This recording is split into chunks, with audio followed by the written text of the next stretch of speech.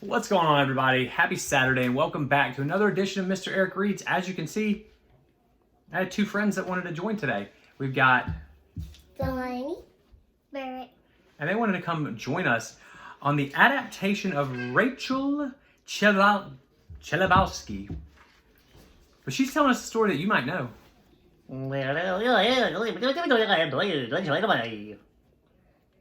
That's called Minions.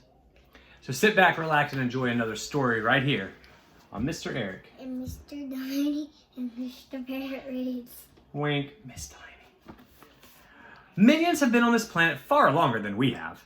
They're all different, and they've changed over time. But they always share the same goal: to serve the most despicable master they can find.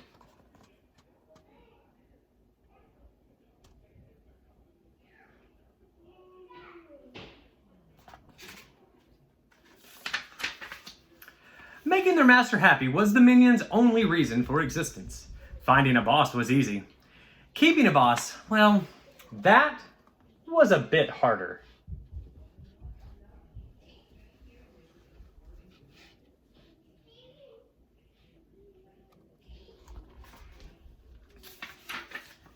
But the minions never gave up.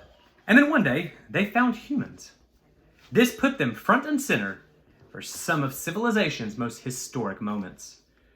As the years passed, the minions bounced from one evil boss to another, never truly finding a perfect fit.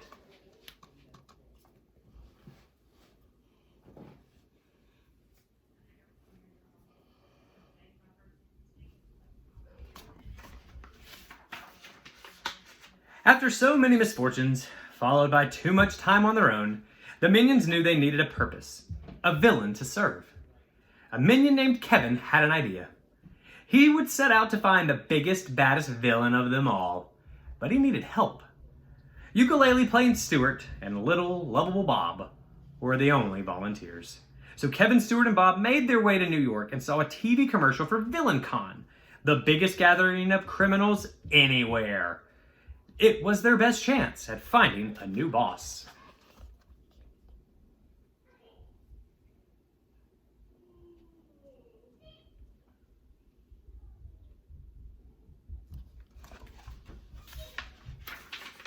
Scarlet Overkill, the world's first female supervillain, addressed the crowd at VillainCon. She invited everyone to participate in a contest to become her new henchman. All the winner had to do was steal her ruby. "Just take it from my hand and you've got the job," she said. Villains immediately flooded the stage, but they were no match for Scarlet.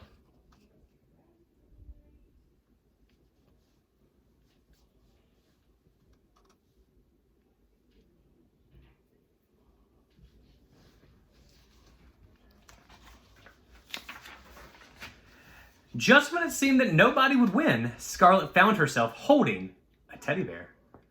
Her ruby was gone. The teddy bear was Bob's, and he had the ruby. Kevin, Stuart, and Bob had won Scarlet's contest. They had a new boss. Scarlet flew the minions to her castle and gave them their first assignment: to snatch the Queen's royal crown. Scarlet wanted to be the new ruler of England. "Steal me the crown and all your dreams come true. Respect, power, banana." Scarlet's husband, an inventor named Herb, gave them some cool new gadgets for their heist. Ba-ba-ba.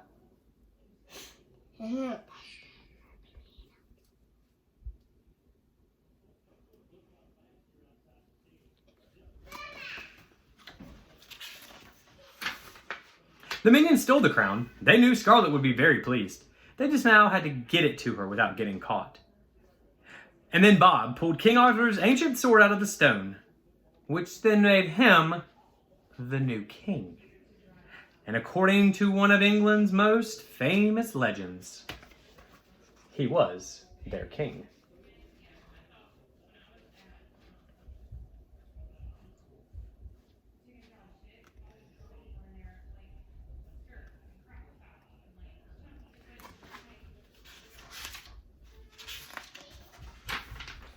Bob decided that his first act as king would be to make Scarlet the queen. He wanted her to be happy. But Scarlet locked the three minions in a dungeon. I don't want you to take this the wrong way, but I hate you.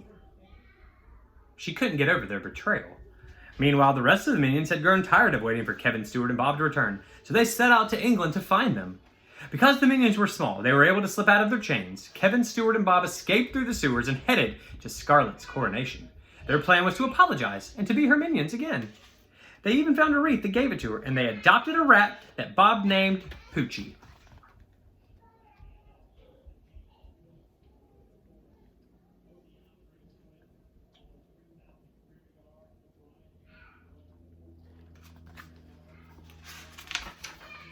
But instead of earning Scarlet's forgiveness, the three minions wrecked her coronation. This was the day Scarlet had been looking forward to her entire life, so she sent all the villain guests after them. Kevin, Stuart, and Bob had to run for their lives. When Kevin finally found a place to hide, he learned that Scarlet had captured Stuart and Bob. Now it was all up to Kevin. At least he knew where to gear up. He snuck into Herb's laboratory to find something to help him save his friends. After pressing a button on a strange machine,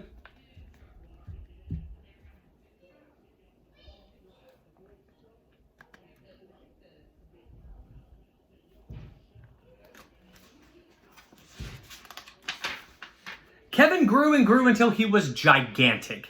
That's right, the other minions arrived at London as Kevin rescued Stuart and Bob from Scarlet. Furious, Scarlet launched a rocket at all the minions. But Kevin bravely swallowed the rocket, defeating the supervillain and saving the day.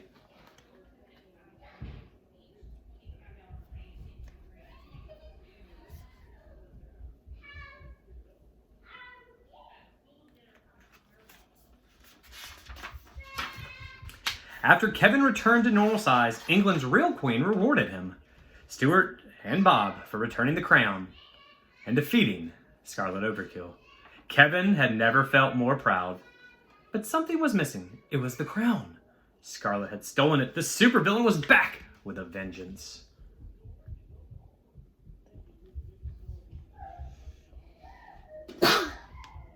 Bless you. However, Scarlet and Herb were suddenly frozen by a young scamp with a freeze ray.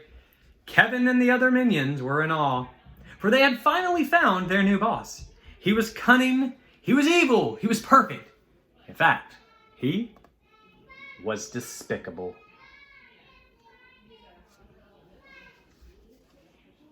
The end. That was Minions, again by Rachel Chlebowski, here on Mr. Eric Reads. Guys, have a great rest of your Saturday. Please stay safe. Please wash your hands. And Delaney, what should they practice? Being Time. And Barrett, when should they do that? All the time. All the time. Practice kindness in everything you do. Take care, guys.